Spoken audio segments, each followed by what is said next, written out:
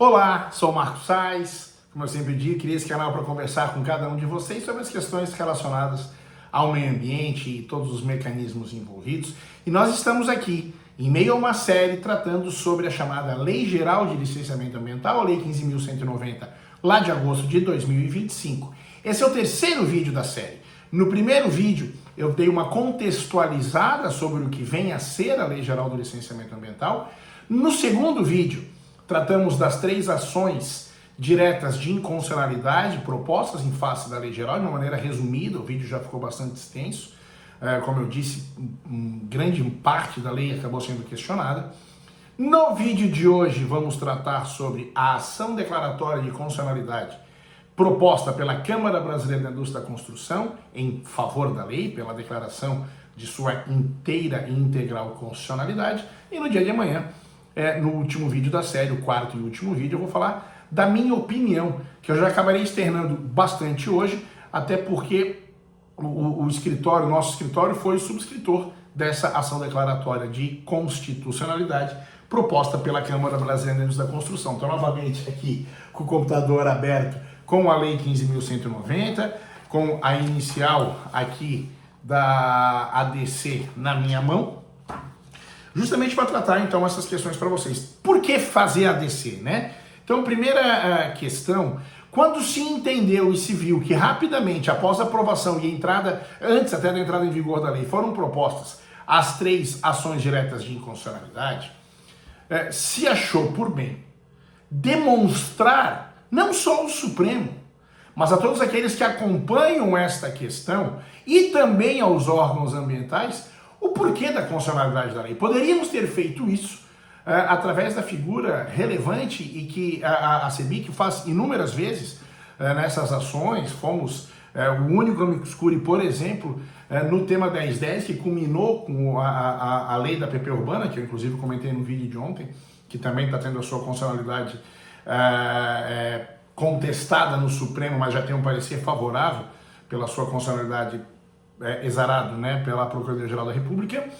Mas aqui no caso, dada a relevância e essa questão de logo virem 3 ADIs, se estudou a possibilidade da propositura da ADC. Primeiro ponto, entender a legitimidade da Câmara Brasileira da Indústria da Construção, e ficou muito fácil, porque ela atua no Brasil inteiro, é quem representa nacionalmente o setor da construção em todos os 27 estados da nossa nação.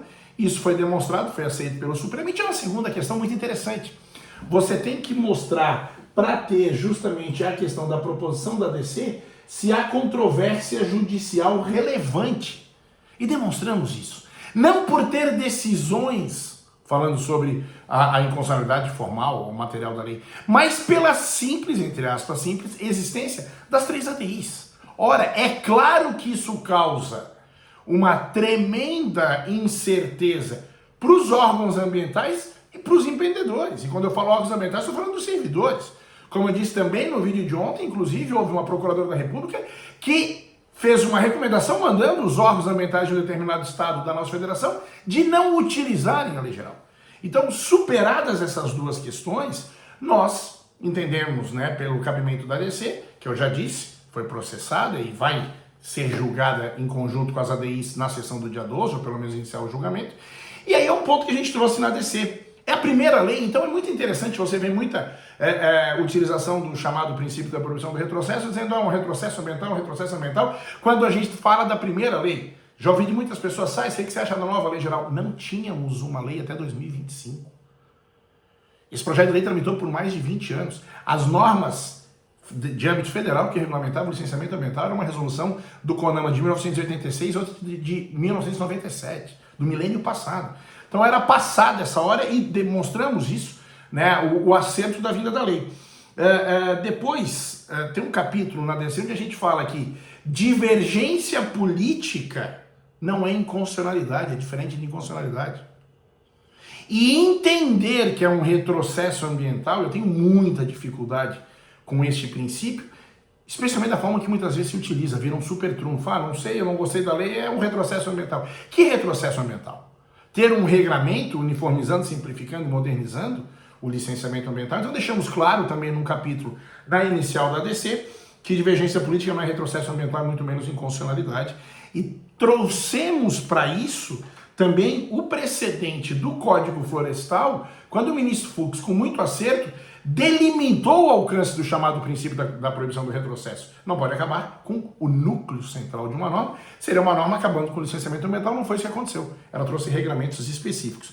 Depois, indo para a lei, a primeira questão, né, que a gente traz com muita louvor é o próprio artigo 1º, que fala que essa lei se aplica União, Estado, Distrito Federal e município. Questionado em uma das ADCs aí, porque entendi que devia ser por lei complementar, mas não, na verdade é um grande acerto. Esta uniformização meio ambiente, não foi ele que criou as fronteiras. Nós criamos, então, você não pode ter regulamento diferente dependendo do estado A, B ou C ou do município D, E ou F. Outra questão muito importante, a lei ela listou 39 conceitos fundamentais, diminuindo assim as incertezas interpretativas. A gente sabe a importância de ter conceitos claros e nós não tínhamos isso na nossa normatização ambiental. Agora tem 39 definições para diminuir a insegurança jurídica. Depois, por exemplo, quando a gente vai das disposições gerais lá do artigo 4º ao 7º e do 12 ao 17, as disposições gerais sobre licenciamento, eu começo louvando novamente o artigo 4º, que diz que cada estado vai ter a sua tipologia, já falei no vídeo de ontem, importante respeitar as questões geográficas e locais, grau de resiliência num país de tamanhos continentais e 6 biomas, mas mais ainda, isso repete a lei complementar 140, lá no artigo 9º, inciso 14, a linha A, que já dizia que compete aos entes federativos fazer sua lista de tipologia. Então isso é assim há 15 anos, isto não é novidade nem no Supremo Tribunal Federal. De igual forma, a questão do artigo 14 de exigir que as condicionantes ambientais tenham nexo causal com os impactos causados, isso me parece óbvio, mas que bom que o óbvio foi dito. Eu não posso cobrar do empreendedor que ele faça uma compensação que nada tem a ver com o seu projeto. As ADIs atacam nisso, dizendo que tem que ter licença social, que o empreendedor, já que ele vai fazer investimento, tem que investir em outras coisas. Não. A regra é básica, é lógica e é clara. Tem um impacto. Você compensa, né? Não comete, não faz o impacto, evita, se não der, mitiga, se não der, compensa, mas sempre com um nexo causal. Então, na verdade, o que a lei fez foi organizar o licenciamento ambiental. Depois das não sujeições ao licenciamento, artigos 8º, 9º, 10º e o artigo 11, é muito importante dizer o seguinte, e é até interessante porque uma das ADIs, ela cita o julgamento na ADI 79.13, ela cita o julgamento na ADI 53.12, e nós transcrevemos o acórdão aqui dizendo o seguinte: federalismo e respeito às regras de distribuição de competência legislativa. O Supremo sempre disse que você não poderia não exigir a licença de uma determinada atividade que pudesse causar degradação ambiental, feito por norma estadual.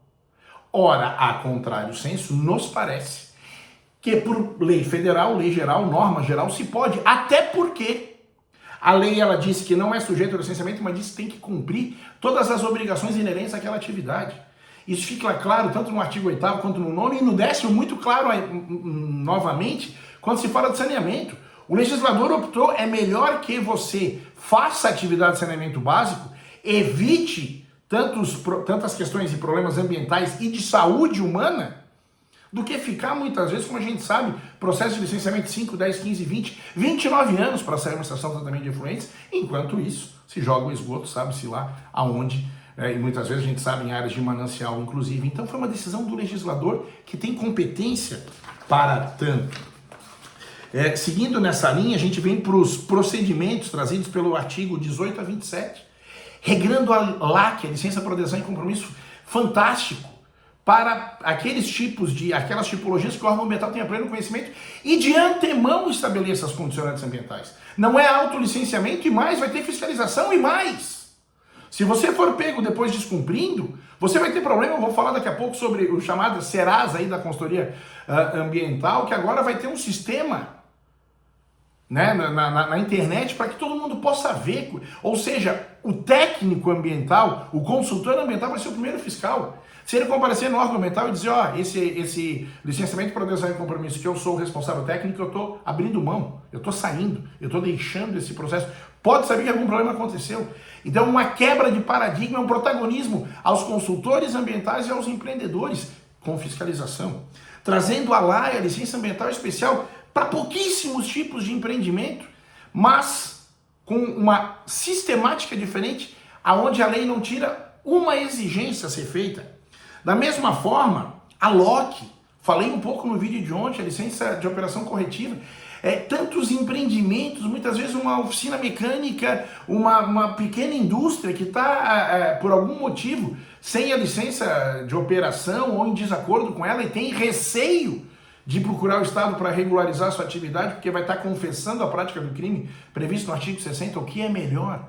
Termos alguém vindo para a legalidade e se tem algum ponto ali regularizando e a gente sabe se teve um dano ambiental, claramente vai reparar esse dano, ou ter uma ação criminal com uma pena pequena, porque o objetivo não é prender ninguém, é reparar o dano. Então uma eficiência administrativa e deixando o direito criminal para a última rácio, como sabemos que ele é, ou pelo menos deveria ser.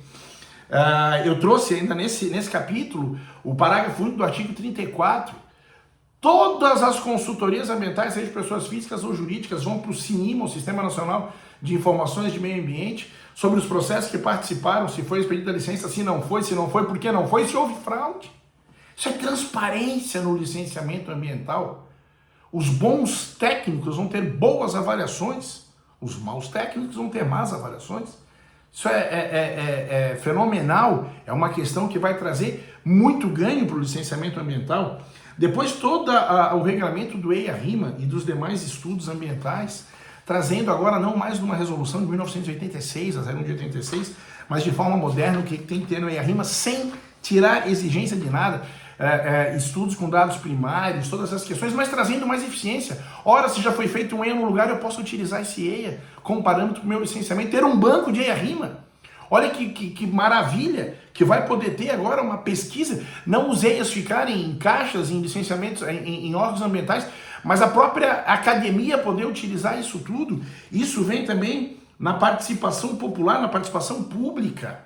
Quando a gente sai apenas de ter a questão da audiência pública e passa a ter outras várias formas, tomada técnica, subsídios técnicos, reuniões públicas, todas essas questões importantíssimas para ter uma maior participação social.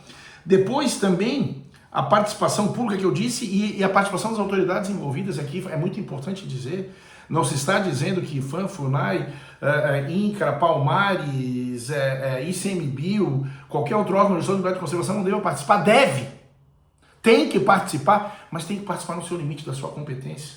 E sem vincular a decisão do órgão que constitucionalmente tem a legitimidade, a competência, melhor dizendo, para fazer o licenciamento ambiental e com prazos. Não se pode, muitas vezes, ficar anos eu chamava órgão interveniente parado num processo de licenciamento. A ineficiência estatal não pode impedir que a sustentabilidade promova, né, a vinda de novos projetos e empreendimentos. Então essas questões bem regradas das autoridades envolvidas, com forma, com prazo, com sistemática para acontecer, algo que infelizmente não existia, era uma coxa de retalhos de legislação. Os prazos e as despesas muito bem estipulados para o licenciamento ambiental. E no final, as disposições finais, que eu destacaria ainda o artigo 58, falando da responsabilidade dos órgãos financiadores, as entidades de fomento. Acho que com muito acerto, você não pode exigir que um banco fiscalize se uma licença foi bem dada, não foi mal dada. Isso tem órgãos para isso. Ele vai entregar o dinheiro, né, mediante ali os contratos feitos, se tiver uma licença válida, rígida e eficaz. Da mesma forma, importante destacar, e está aqui o artigo 61 muito combatido nas ADIs, quando ele revoga o parágrafo 3º do artigo 36, e já adianto também o artigo 66, que revogou os parágrafos 1º e 2º do artigo 14 da Lei da Mata Atlântica, duas alterações de forma. Essas alterações, seja na lei do SNUC, seja na lei da Mata Atlântica, não permitiram a supressão de uma árvore a mais. Ao contrário, mantiveram toda a questão, né, de direito material e apenas trouxeram menos burocracia para essa questão. Se continua tendo a participação das autoridades envolvidas e se continua aplicando integralmente a lei da Mata Atlântica, sem precisar, nos dois casos, passar por entidades estranhas ao licenciamento, à autoridade licenciadora, com prazos e, especialmente no caso da lei do Snook com poder de veto, que, como eu também disse no vídeo de ontem, na minha opinião, feria o Pacto Federativo. E por essas razões que na ADC se pugna, no final, pela declaração integral da constitucionalidade da Lei Geral do Licenciamento Ambiental. Se você gostou desse vídeo, se você também não gostou, porque o objetivo é que a gente possa debater, deixe seu like, encaminhe para os seus amigos, nos seus grupos, e amanhã o último vídeo com a minha opinião sobre o julgamento, né, essa sistemática e com base também na doutrina do Supremo Tribunal Federal, o que se espera desse julgamento tão importante para todos aqueles que empreendem no Brasil e que empreendem da forma correta, passando, obviamente, pelo licenciamento ambiental, que é, e voltando a falar da autora dessa ADI, o que a Câmara Brasileira da Indústria da Construção sempre defende, o setor formal que trabalha dentro das regras, que trabalha trazendo desenvolvimento, no princípio da sustentabilidade, os 3 eixos, respeitando a questão social, respeitando a questão ambiental e respeitando a questão econômica. Até o vídeo de amanhã.